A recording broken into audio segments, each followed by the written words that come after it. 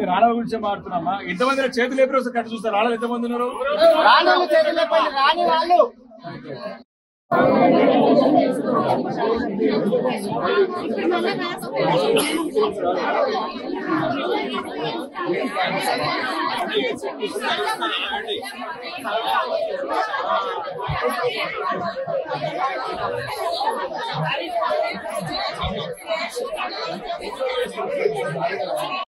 అందరికీ నమస్కారాలు.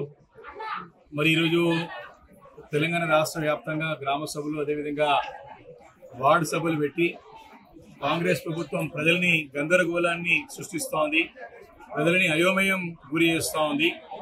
ప్రజలందరూ కూడా తమ తమ సభలకు వెళ్ళి తాము గతంలో ప్రజాపాలన దరఖాస్తు చేసుకున్నాం, గతంలో పెట్టినటువంటి వార్డు సభలలో దరఖాస్తు చేసుకున్నాం, పలు సందర్భాల్లో అనేక మాధ్యమాల ద్వారా మేము దరఖాస్తు చేసుకున్నాం అధికారులకి. కానీ అర్హులైన వారికి ఎవరు కూడా మా పేర్లు ఒక జాబితాలో లేదు. అర్హులు కాని వారికి పేర్లు చాలా మంది ఉన్నాయని చెప్పి ప్రజలు వాపోతా ఉన్నారు, ప్రజలు ఇబ్బంది పడుతూ ఉన్నారు. ఇన్నిసార్లు దరఖాస్తు చేసుకోవాలని ప్రశ్నిస్తూ ఉన్నారు.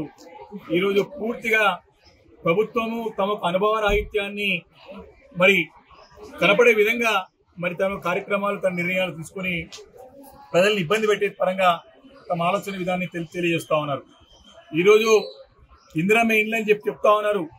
మరి 3 సార్లు దరఖాస్తు చేసుకున్నాం, అర్హులైన వారి పేర్లు లేవు, అర్హత లేని వారి పేర్లు ఉన్నాయి, మేము మళ్ళీ ఎన్నిసార్లు దరఖాస్తు చేసుకోవాలి, ఎన్నిసార్లు మీరు తిరగాలని చెప్పి ప్రజలు ఈరోజు ప్రశ్నిస్తూ ఉన్నారు.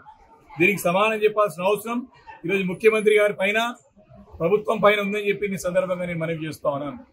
అనవసరంగా అధికారులు బలి చేస్తా ఉన్నారు వేదికల ద్వారా. మరి ఇప్పుడు మళ్ళీ దరఖాస్తు చేసుకోండి, మళ్ళీ చేస్తామని చెప్తా ఉన్నారు. 26 తారీఖు నుండి మేమన్నీ కూడా లబ్ధిదారులను ఎంపిక చేసి పంపిణీ చేస్తామన్నారు. కానీ వారి దగ్గర ఇప్పటివరకు స్పష్టమైన జాబితానే కనపట్టలేదు. రేషన్ కార్డు విషయంలో కూడా 6 నెలల నుంచి ప్రతి నెల కూడా రేపిస్తామని చెప్పేసి ప్రజల్ని మభ్యపెట్టే ప్రయత్నం ఈ ప్రభుత్వం చేస్తున్నట్టు స్పష్టంగా కనపడతా ఉంది. కాబట్టి 26 తారీఖు నుంచి ఇస్తామని చెప్పినారు, ఇవ్వకపోతే మాత్రం తప్పకుండా ప్రజాగ్రహానికి ఈ ప్రభుత్వం గురికాక తప్పదని చెప్పేసి కూడా నేను ప్రభుత్వాన్ని హెచ్చరిస్తా ఉన్నాను. ముఖ్యంగా ఈరోజు రాజీవ్ గృహకల్ప నిజాంపేట్లో చాలా మంది లబ్ధిదారుల పేర్లు దాంట్లో అర్హత జాబితాలో లేదు. మరి అది అర్హత మరి ఫైనల్ అయిన జాబితానా లేదా అర్హత ఉన్న జాబితానా చెప్పలేని పరిస్థితుల్లో కూడా ఈరోజు ప్రభుత్వం ఉందని చెప్పడానికి కూడా నేను ఎలాంటి సంకోచం ఇలాంటి ఆలోచన చేస్తలేను.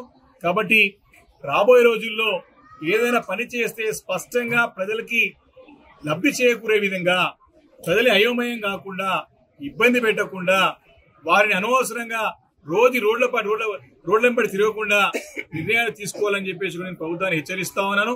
మరి ఇప్పటికైనా సరే 100 రోజుల్లో 6 గ్యారంటీలు దేవుడు ఎరుగు తమకు వచ్చేటువంటి పథకాలని మరి ఈరోజు మరి ఆపివేసినారు.